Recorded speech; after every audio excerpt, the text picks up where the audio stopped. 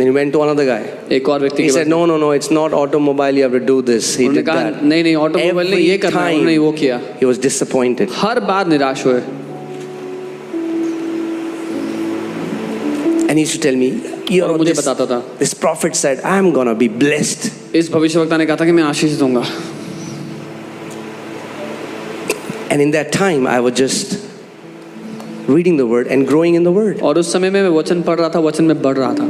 You know, it's crazy that if someone would say to somebody, thus says the Lord, you are blessed, they'll say, ooh.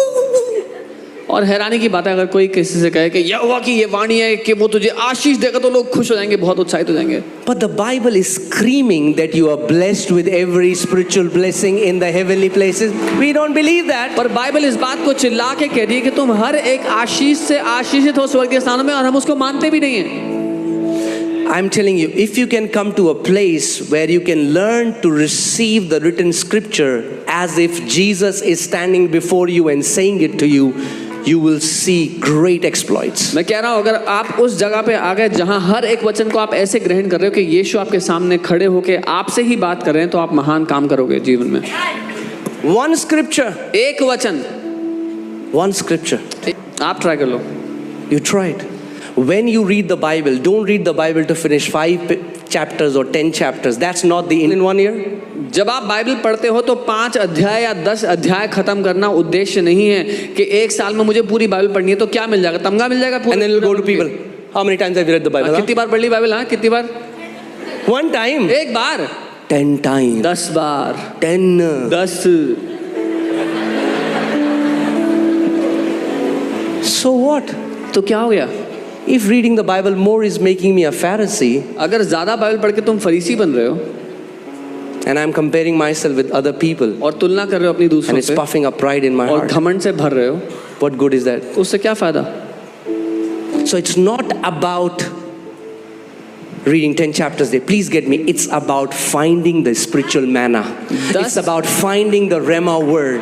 We are reading the word so that our Father will speak to us through His word. 10 chapter पढ़ना मुद्दा नहीं है, रेमा शब्द पा लेना, अपने पिता की आवाज को पा लेना जो वो हमसे बात कर रहा है, वो मुद्दा है। Amen. Faith is the master key, and this is what God began to teach me. विश्वास वो मास्टर की है, मास्टर चाबी है।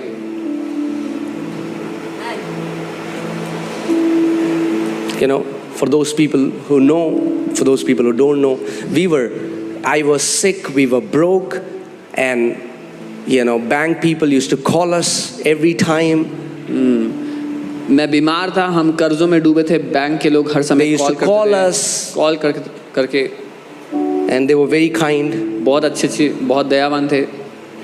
If you can discern sarcasm, अगर आप sarcasm समझते हैं क्या होता है, they used to speak a lot of colorful words to me and my wife. मुझे मेरी पत्नी को बहुत से शब्दों को इस्तेमाल करके वो बात करते थे,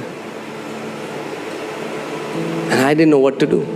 और मुझे नहीं पता था। One day I remember I went to my roof and I cried before God. एक दिन मुझे याद है मैं छत पे गया और रोया परमेश्वर के सामने। But can I tell you, tears are not the answer. पर एक बात बताऊं, आंसू उत्तर नहीं है। It's good if you want to cry. अच्छा है, रोना चाहते हो कोई बात नहीं। But we cannot arm twist God with our tears. पर आंसू बहा के हम परमेश्वर की बाजू मरोड़ नहीं सकते। You know why? पता है क्यों? Because God cannot do anything seeing your tears because He has already done everything for you. क्योंकि परमेश्वर आपके आंसू देखकर कुछ नहीं कर सकता, क्योंकि वो सब कुछ कर चुका है आपके लिए। Do you know when Jesus gave that parable of sower, the Bible says Jesus cried? पता है जब यीशु ने ये बीज बोने वाले का दृष्टांत बताया, बाइबल कहती है वो रोया। वो रोया। He cried because we don't understand this passage. We limit God from working in our lives. वो रोया क्योंकि हम नहीं समझते उस वचन को कि हम परमेश्वर को कैसे सीमित करते हैं हमारी जिंदगी में काम करने। Psalm 78 verses 41, the Bible says again and again, talking about Israelites, again and again they limited God, preventing Him from blessing them. भजन 78 उसका 14 वचन कहता है, बार बार इजरायलियों ने परमेश्वर को सीमित किया और उनको आशीष देने नहीं दिया उनको। So I cried. I went to my roof and I cried. I said, Lord, I'm such a disgrace even to my wife. Because of me, she has to go through this. मैं छत पर गया, मैं रोने लगा, प्रभु ऐसी शर्मिंदगी है कि मेरी पत्नी को भी सुनना पड़ता है मेरी वजह से सब। I was trying to find answers everywhere, but I didn't know the answer will come from the मैं word. सब जगह उत्तर ढूंढ रहा था, पर मुझे नहीं पता कि उत्तर वचन से मिलेगा। So one day as I was reading the Bible, तो एक दिन जब मैं बाइबल पढ़ रहा था and I started to read Ephesians, और मैं इफिसियों में पढ़ रहा था, and just on the third verse, और तीसरी आयत पे this scripture just was, it just jumped out of the Bible. It just got highlighted. ये वचन बाइबल में से कूद कर बाहर आ गया।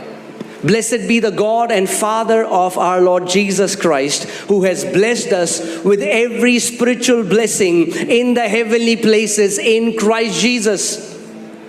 हमारे प्रभु यीशु मसीह के परमेश्वर और पिता का धन्यवाद हो कि उसने हमें मसीह में स्वर्गीय स्थानों में सब प्रकार की आशीष दे दी है।